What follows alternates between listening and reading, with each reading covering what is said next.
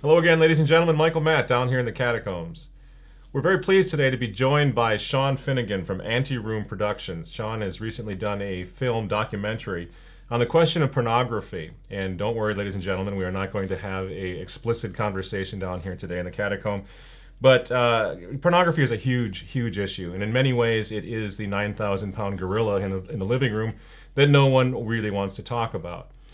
Back in the day when I was young, if someone was to engage in pornography or go looking for that sort of thing, it required a certain level of self-debasement to even get involved or even make purchases of magazines and so forth. You had to go to parts of town that were very seedy and very dangerous, and there was a certain social stigma that was always and forever attached to becoming involved with pornography. So consequently, it was much more difficult, especially for young people, just logistically and practically, to become involved.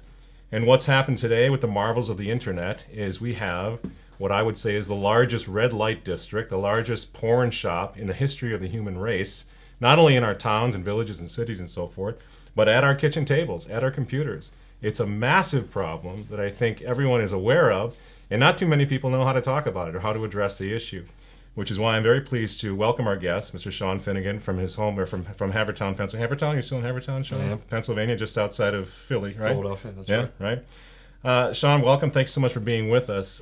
Let's just start right off. I want to know, what was your motivation? Why did you get involved in doing a documentary on the question of pornography? Well, I'd been working for a small film company at the time, and people knew that I was looking for a topic. I wanted to do something a little bit more extensive, and somebody suggested doing a documentary on pornography. And initially, I had no interest because it was just like a seedy topic. You know, when you work on any documentary, sometimes you spend 2-3 years working on it, and it just wasn't something I wanted to do. I knew it was a big problem, and I knew that someone had to tackle it, but I just didn't want to do it. And for some reason, I kept thinking about it, and it wouldn't leave me. And at some point, I realized that I was going to do the documentary. And what I tried to do, I didn't want to do a typical documentary on free speech or addiction or something like that. Those topics are very important, and people have worked on them, but it wasn't something that I wanted to look at. And what I was always interested in is stories, and the stories that people tell. So I'd hoped to find someone who had been involved in pornography in some way, but had gotten out and was able to reflect on it. So I did some research. This was about in 2008, I think. And very quickly I came across Shelley. Her story was becoming pretty popular at that time.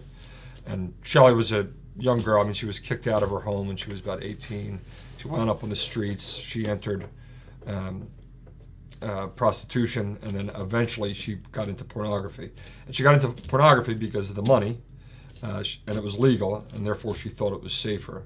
But as she said, porn was far more dangerous and far more hurtful to her than prostitution ever was. She said she did things in pornography that she would never do in prostitution. And that was, I would say that Shelley's story is the spine which the documentary revolves around. Everything else kind of springboards off her story. No, I think you brought a clip with you today. Can we just take a kind of introduce our audience to Shelley by way of your clip right now? Would that be good? Yeah. Okay, good. Let's do that. I was 24 years old when I went into the porn industry. I had been in the sex industry 6 years, from age 18 to 24.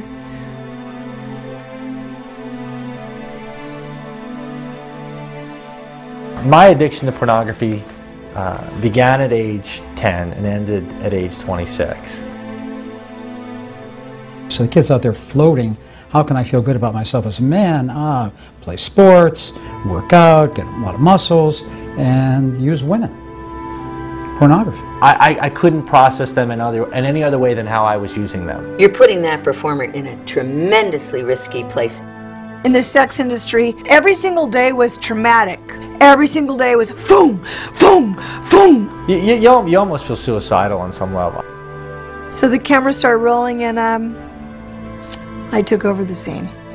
I was split. I know I was split. I had like little Shelley, and then I had like big Shelley. And little Shelley's like, and big Shelley's like, stop it! Stop crying! You're not gonna cry here. You're gonna tough it out. You're gonna be the next hottest porn star, like he said. But I remember getting really drunk and high that night.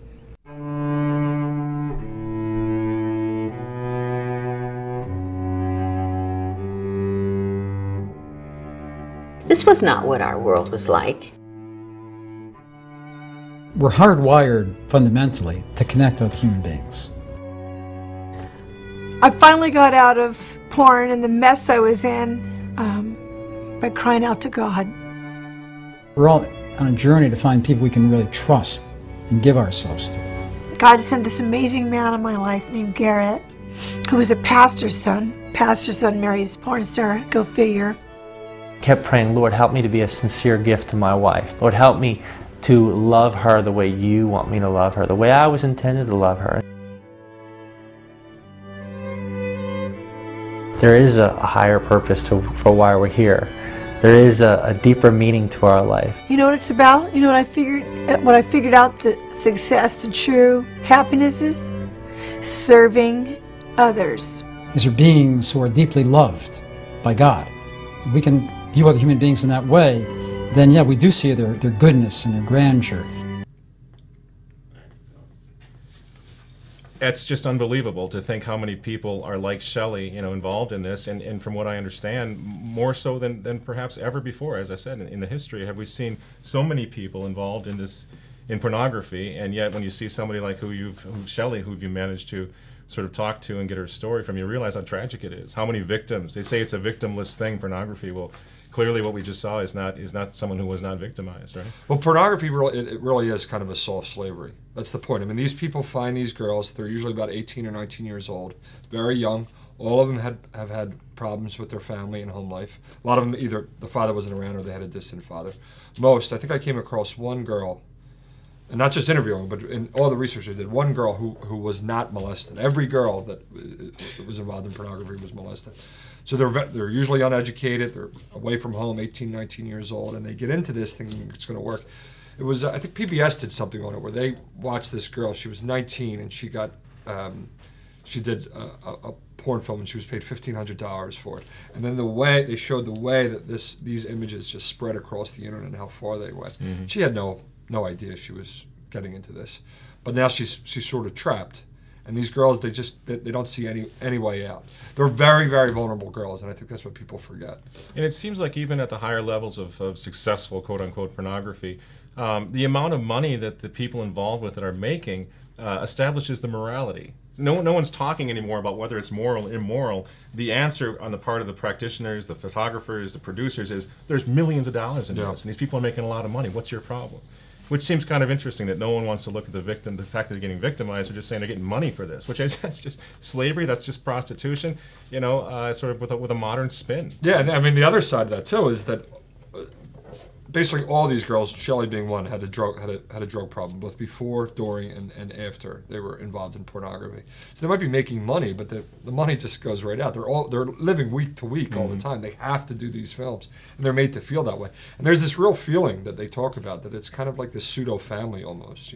It's very affectionate. I love you, and stuff like that. And it Dr. Fitzgibbons, who's in the documentary, he talks about it. He says it's a lot like a cult. It functions a lot like a cult, and it's a huge problem. And people, I think, have to realize that this is what they're looking at. They're looking at a girl who's a very vulnerable girl who needs help more than anything else.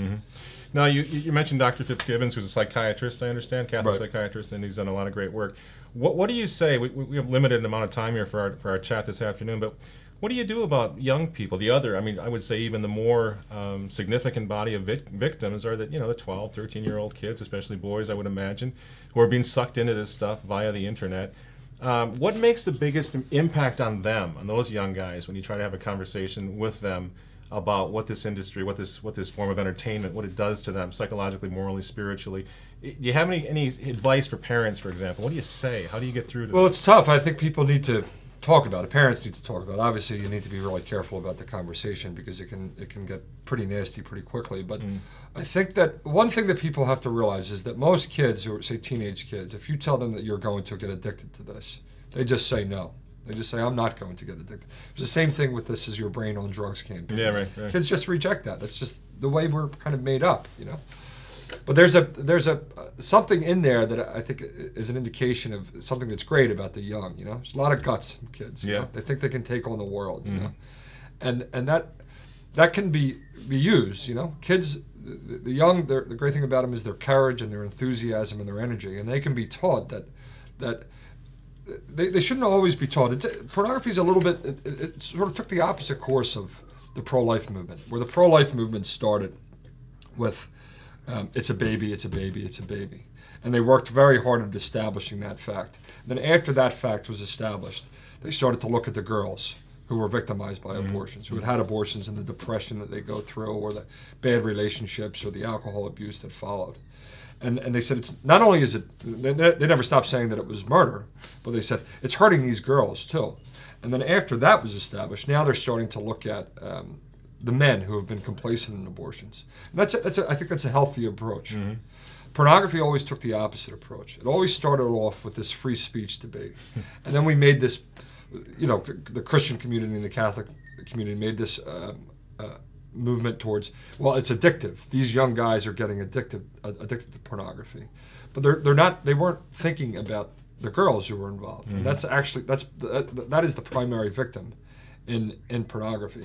And I think young men can respond to that. In terms of it's somebody's sister, it's somebody's mother, it's somebody's daughter. That you are called as a man to protect this girl and to defend her.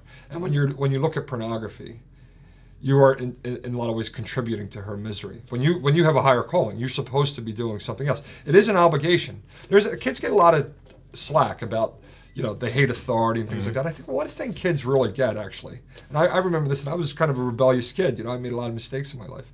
I understood authority, and I respected strong authority. Mm-hmm. And when you give them certain obligations, and you say this is right and this is wrong, they can respond to it a lot better than people think. Mm-hmm. And it's that instilling in them that sense of obligation, that you as a young man have an obligation to sort of protect the culture. And even at this young age, and protect the women. I love that. And protect them. That's. I actually think kids really respond to that. Mm-hmm, mm-hmm. And the addiction thing, they just don't think that it's going to happen to them. So it's a weak argument to lead with that. So you have the women, and I like that. Now I'm seeing a little more clearly what your strategy was. She's attractive, this Shelley, and any young person. She was a beautiful girl. Yeah, and look what's happened to her. She's really, really beat up inside, and always will be. She's better now. But she's always going to carry those scars. She's never going to be. It's still tough for Shelley. But then the other thing is, you told me you like to tell stories, and I think who was the young man in your film Mark. Okay, now tell us about him a little bit. Now he comes out of it. He actually breaks the addiction, and what would he say is the main reason that he was able to sort of pull out of it? Well, with men, a lot of it's just really, really, really depressing. And that's what happens with pornography. These guys who are addicted to pornography, they are almost suicidal. Mm-hmm. Mark never actually got to that point where he attempted suicide, but he said he came pretty close, and he understood guys who went through that. So it's this deep depression, this deep loneliness that these guys experience, and this sense of worthlessness that they feel, and they start to look for answers. I should be doing something else. I'm a 22-year-old kid. I shouldn't be sitting in my basement all day. And it is that is where that's kind of the old way of looking at it. That it's you have as many slaves as you have vices, or I'm sorry, you have as many masters as you have vices. Sure, yeah. So pornography for a long time was portrayed as this free speech idea. But I think one thing we know, that the guy who's looking at pornography for 4 hours a day is anything but free. He is the worst kind of slave, and he is controlled by whoever controls that vice.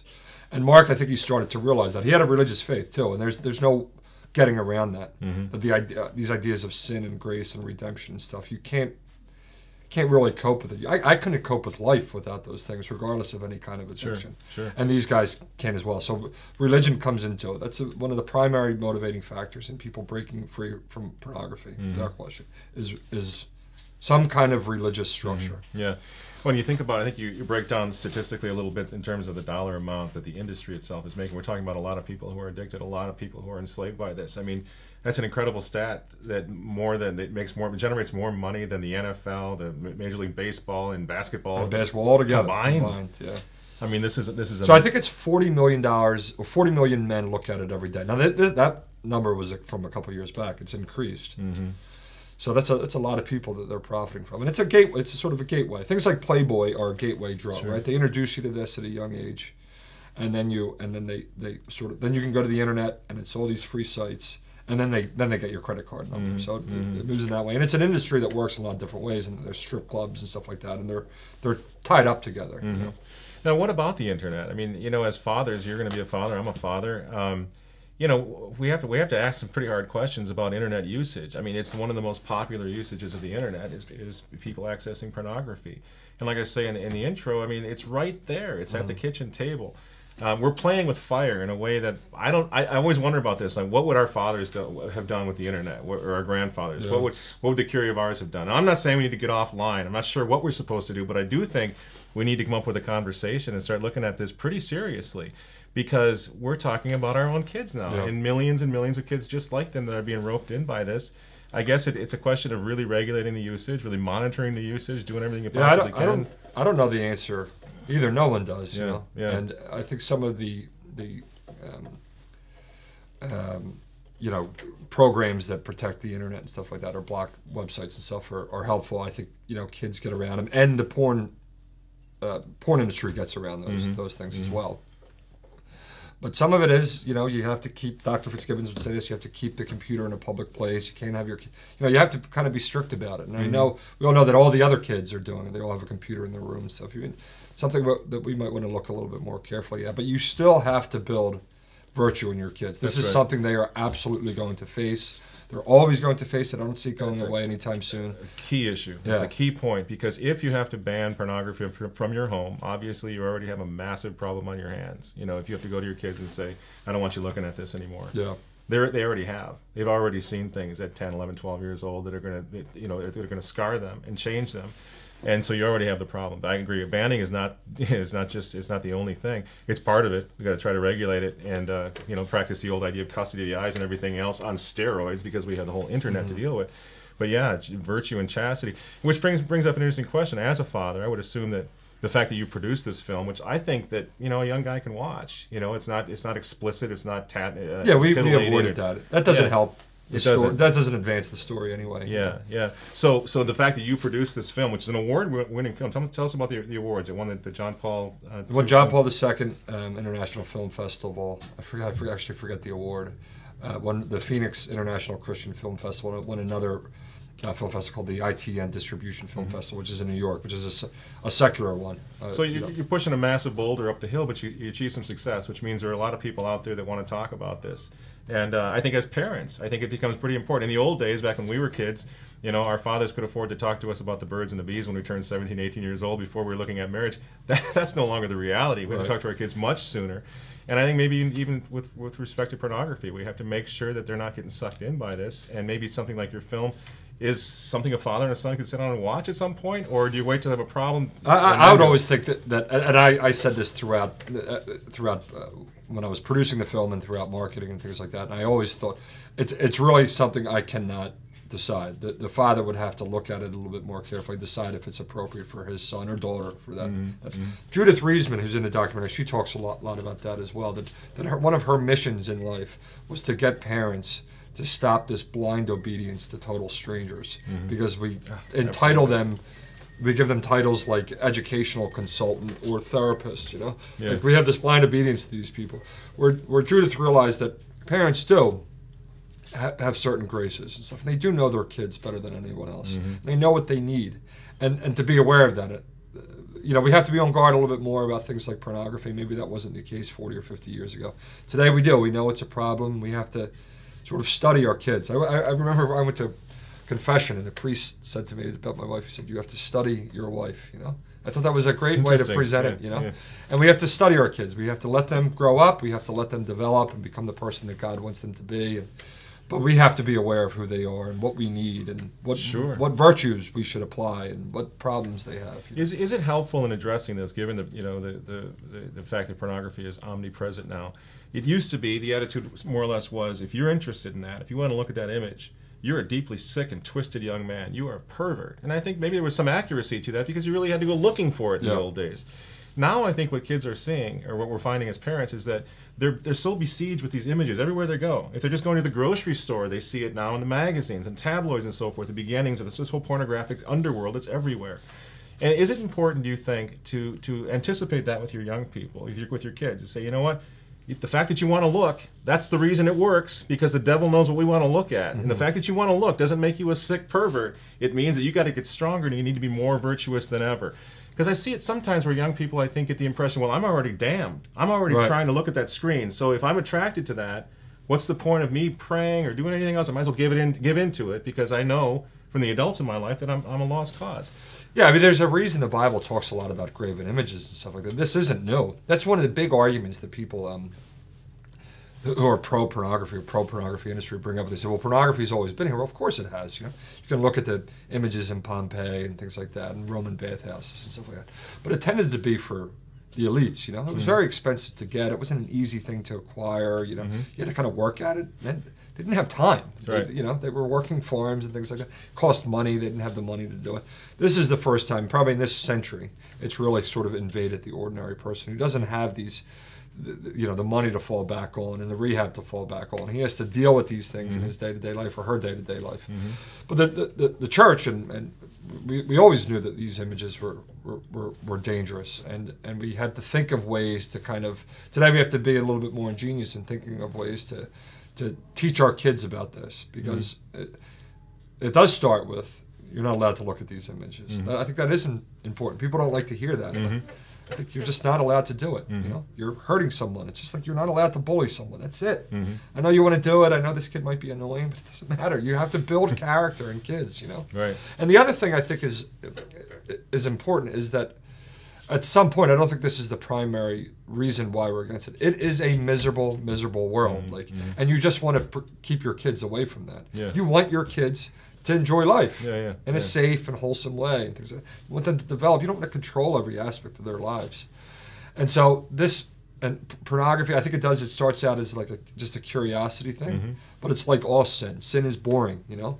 Once you taste it, it has to go a little bit further the next time. And that happens very quickly in pornography. How we communicate that to our kids, I'm not totally certain. I think it's something that right now I think guys in our generation are actually really starting to discuss, and that should continue. I think we need to continue it. We need to get together and have like a strategy and act like a team over this, because we're being invaded. Our families are under assault from these guys.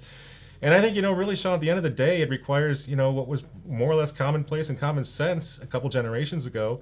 As fathers, we need to be just really active in our young people's lives. I'm to the point now where I'm not even that inclined to let my sons go to the Boy Scouts or, to this or that group and just go in and get involved, because we are at war. And I think it's becoming really incumbent upon fathers to do everything with their sons. And I'm talking about having fun. I'm not talking about, guarding them like some kind of crazy, warden.